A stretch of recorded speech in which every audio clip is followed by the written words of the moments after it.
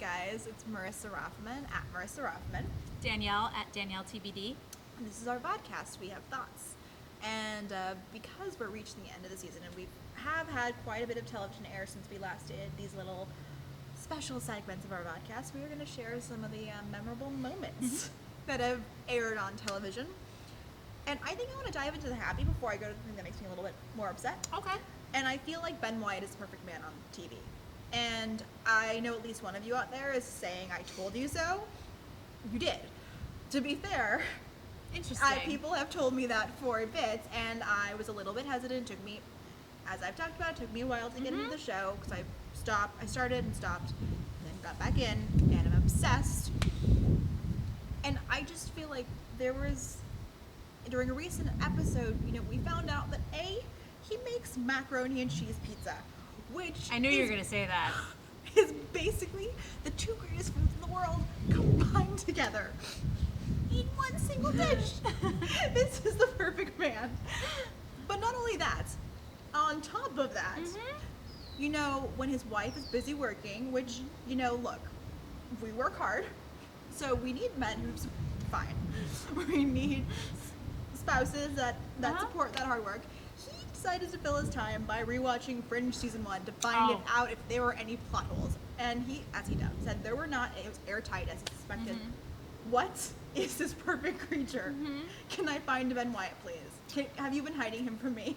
Oh, clearly. I will say that I find it really amusing, though, that now you're bringing this up. Because really pretty much ever since he and Leslie got together, they showed you the reasons he was perfect for her. Yeah. Obviously, these are the reasons he's perfect for you. But I feel like the perfect man thing isn't a surprise. It's just a little bit more like hitting closer to home now. Yes. I was going to say, I personally, when he was talking about calzones, that did it for me, because you can't get a good calzone in Los Angeles. Like, not you anymore. just can't. They used to have a really good place, and not anymore. One really good place in all of Los Angeles. But it was close by. So I know, but I'm saying, like, when you think of that, and then in New York, any pizza place will do a calzone, so that, for me, was like, oh, Ben, we're going to have fun. So I'm just really highly amused that it did take her a little longer, but I'm glad you got there. To be fair, I've thought he is, like, the best man. Like, as I'm a complete and total nerd, so I have Ben and Leslie's, like, that wedding photo on my Twitter background, and it makes me happy every time I look at it. So it's like, I've always thought that definitely Ben is just, like, he's kind of out Jim Halpert.